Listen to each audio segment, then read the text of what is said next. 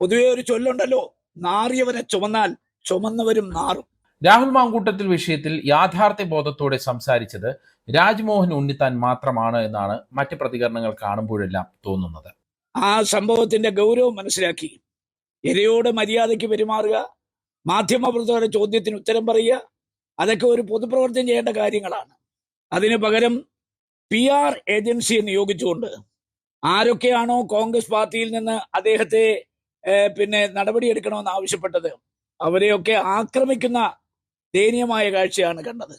രാഹുലിന് പണി കൊടുത്തത് ന്യായീകരണ തൊഴിലാളികളും PR ഏജൻസിയുമാണെന്ന് പുള്ളി വ്യക്തമായി പറഞ്ഞു. കേരളത്തിലെ മുഴുവൻ കോൺഗ്രസ് നേതാക്കന്മാർക്ക് ഉള്ളതിനേക്കാൾ ജനകീയ സ്വാധീനം തനിക്കാണെന്ന് വരുത്തി തീർക്കാൻ അദ്ദേഹം ഹീനമായ മാർഗങ്ങൾ ഉപയോഗിച്ച് ആണ് PR വർക്ക് നടത്തിയത്. അതിന്റെ ഫലമാണ് ഇപ്പൊ കിട്ടിയത്. കോൺഗ്രസ് നടപടിയെടുത്തപ്പോൾ രാഹുൽ മാങ്കൂട്ടത്തിൽ വടി കൊടുത്ത് അടി വാങ്ങി. വടി കൊടുത്ത് രാഹുൽ മാങ്കൂട്ടത്തിൽ അടി വാങ്ങിക്കുകയായിരുന്നു. കാരണം പാർട്ടി സ്വീകരിച്ച ആ അച്ചടക്ക നടപടി ശിരസ വഹിച്ചുകൊണ്ട് പാർട്ടിയുടെ വേദികളിൽ നിന്ന് ഒഴിഞ്ഞു നിൽക്കേണ്ട ഉത്തരവാദിത്വം അദ്ദേഹത്തിനാണുള്ളത്. പാർലമെന്ററി പാർട്ടി അദ്ദേഹത്തെ പുറത്താക്കിയ സ്ഥിതിക്ക് നിയമസഭാ സമ്മേളനത്തിൽ പാർലമെന്ററി പാർട്ടി നേതാവിനെ വെല്ലുവിളിച്ചുകൊണ്ട് ആ സമ്മേളനത്തിൽ പങ്കെടുക്കാൻ തയ്യാറായത് അദ്ദേഹം ഈ നടപടികളെ അംഗീകരിക്കുന്നില്ല, ഈ നടപടികളെ വെല്ലുവിളിക്കുന്നു എന്നുള്ളതിന്റെ സൂചനയാണ് നൽകിയത്. തിരിച്ചു വരാൻ കഴിയാത്ത രീതിയിൽ രാഹുൽ മാങ്കൂട്ടത്തിൽ അധപ്പതിച്ചു എന്നും ഉണ്ണിത്താൻ തുറന്നടിച്ചു. അദ്ദേഹത്തിനെതിരെ ആരോപണം ഉന്നയിച്ച ഇരയെ ആക്രമിച്ച് ചോദ്യം ചോദിക്കുന്ന മാധ്യമ പ്രവർത്തകരെ പ്രകോപിപ്പിച്ച് ആ ഇരയെ മുഖ്യമന്ത്രിയുടെ മുമ്പിൽ എത്തിച്ചതിന്റെ ഉത്തരവാദിത്വം രാഹുലിനല്ലാതെ മറ്റാർക്കുമില്ല. വ്യക്തവും കൃത്യവുമായ നിലപാടാണ് രാജ്മോഹൻ ഉണ്ണിത്താൻ ഈ വിഷയത്തിൽ പറഞ്ഞത്. പാർട്ടിയെ പ്രതിരോധിച്ചും രാഹുലിനെ വിമർശിച്ചുമാണ് ഉണ്ണിത്താൻ നിലപാട് വ്യക്തമാക്കിയത്. കേസിലെ FIR-ഉം രാഹുൽ മാങ്കൂട്ടത്തിന്റെ മുൻകൂർ ജാമ്യാപേക്ഷയും കാണുമ്പോൾ കാര്യങ്ങൾ കുറച്ചുകൂടി വ്യക്തമാണ്. പെൺകുട്ടിയുടെ മൊഴി കെട്ടിച്ചമച്ചതാണ് എന്നൊക്കെ പറഞ്ഞ് ന്യായീകരിക്കുന്നവർ മാങ്കൂട്ടത്തിന്റെ മുൻകൂർ ജാമ്യാപേക്ഷ വായിക്കുമ്പോൾ ഉത്തരം മുട്ടുമെന്ന് തീർച്ചയാണ്. ആദ്യം എന്താണ് മുൻകൂർ ജാമ്യാപേക്ഷയിൽ പറയുന്നത് എന്ന് നോക്കാം. അതിനുശേഷം FIR-ലെ കാര്യങ്ങൾ പരിശോധിക്കാം. 3 കാര്യങ്ങളിൽ ഊന്നിയാണ് മുൻകൂർ ജാമ്യാപേക്ഷ. 1, പെൺകുട്ടിയുമായി സൗഹൃദവും ലൈംഗിക ബന്ധവും ഉണ്ടായിരുന്നു. 2, ഇപ്പോൾ നടക്കുന്നത് CPM BJP ഗൂഢാലോചനയാണ്. 3, ഗർഭമുണ്ടെങ്കിൽ അത് പെൺകുട്ടിയുടെ ഭർത്താവിൻ്റേത് ആകാം. വിശദമായി മുൻകൂർ ജാമ്യാപേക്ഷ പരിശോധിക്കാം. തിരുവനന്തപുരം ജില്ലാ കോടതിയിലാണ് മുൻകൂർ ജാമ്യാപേക്ഷ രാഹുൽ മാങ്കൂട്ടത്തിൽ നൽകിയിരിക്കുന്നത്. ആരോപണങ്ങളെല്ലാം നിഷേധിച്ചാണ് മുൻകൂർ ജാമ്യ ഹർജി നൽകിയിരിക്കുന്നത്. പരാതിക്കാരിയായ യുവതിയുമായി ദീർഘകാലമായ സൗഹൃദമുണ്ട് എന്ന് ഹർജിയിൽ പറയുന്നു. നേരത്തെ ഞാൻ സൂചിപ്പിച്ചതുപോലെ യുവതി ആരോപിക്കുന്നത് പോലെ ബലാത്സംഗം ചെയ്തിട്ടില്ല എന്നും ഗർഭചിത്രം ഉൾപ്പെടെയുള്ള ആരോപണങ്ങൾ കെട്ടിച്ചമച്ചതാണ് എന്നും രാഹുൽ വാദിക്കുന്നു. അന്വേഷണവുമായി സഹകരിക്കുമെന്നും ജാമ്യം അനുവദിക്കണമെന്നും ആണ് ആവശ്യം.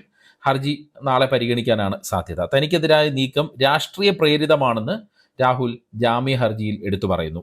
പരാതിക്കാരിയുടെയും ഭർത്താവിൻ്റെയും രാഷ്ട്രീയ ബന്ധം ചൂണ്ടിക്കാട്ടി തനിക്കെതിരായ നീക്കം BJP CPM ഗൂഢാലോചനയുടെ ഭാഗമാണെന്ന് രാഹുൽ വ്യക്തമാക്കുന്നു. യുവതിയാണ് സമൂഹ മാധ്യമങ്ങൾ വഴി ബന്ധപ്പെട്ട് സൗഹൃദം ഉണ്ടാക്കിയത്.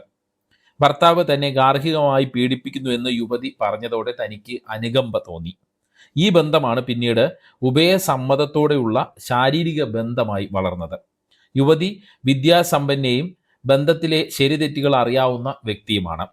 താനാണ് ഗർഭിണിയാക്കിയതെന്ന ആരോപണവും തെറ്റാണെന്ന് രാഹുൽ ജാമ്യ ഹർജിയിൽ പറയുന്നു.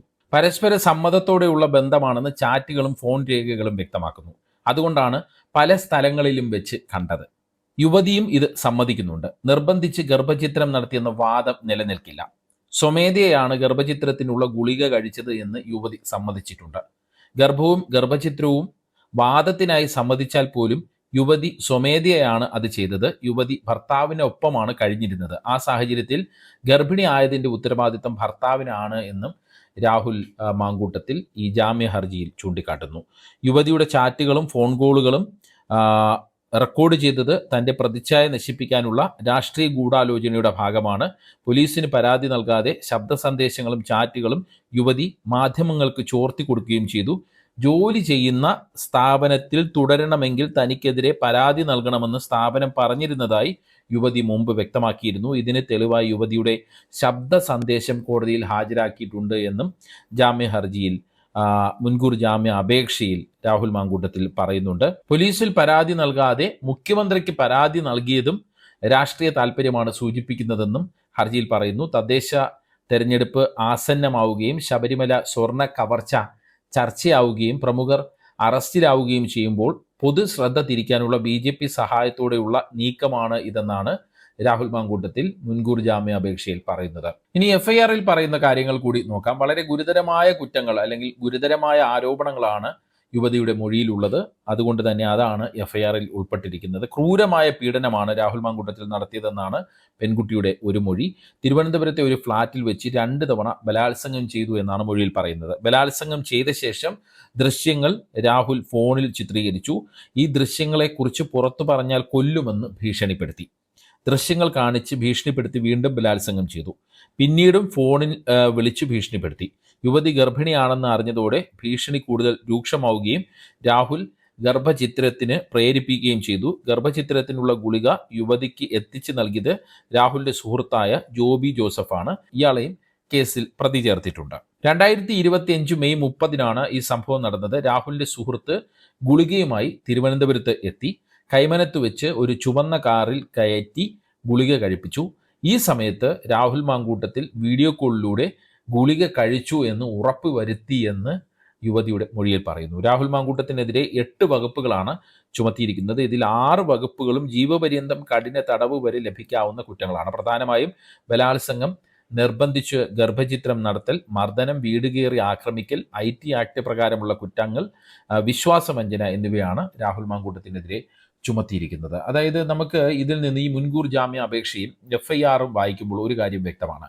ഒരു പൊതുപ്രവർത്തകന്റെ ഭാഗത്ത് നിന്ന് ഉണ്ടാകാൻ പാടില്ലാത്ത കാര്യങ്ങൾ രാഹുൽ മാങ്കൂട്ടത്തിന്റെ ഭാഗത്ത് നിന്ന് കൃത്യമായി ഉണ്ടായി. എന്നിട്ടാണ് അയാൾ ഇങ്ങനെ ഞെളിഞ്ഞു നിന്ന് മാധ്യമങ്ങളെയും പൊതുസമൂഹത്തെയും വെല്ലുവിളിച്ചത്. ഒരു പെൺകുട്ടിക്ക് മാത്രമല്ല ഈ അനുഭവമുള്ളത്, അതും വളരെ പ്രധാനപ്പെട്ടതാണ്. മറ്റൊരു ചാനലിലെ പെൺകുട്ടി ഇതുവരെ ഇങ്ങനെ ഒരു അനുഭവം ഉണ്ടായിട്ടുള്ള പെൺകുട്ടി ഇതുവരെ പരാതി കൊടുത്തിട്ടില്ല. മാത്രമല്ല മറ്റു പല സ്ത്രീകളുടെ ഭാഗത്തു നിന്നും രാഹുലിനെതിരെ മോശം പെരുമാറ്റം സംബന്ധിച്ച പരാതി KPCCയുടെ നേതൃത്വത്തിന് മുന്നിൽ നേരത്തെ തന്നെയുണ്ട്.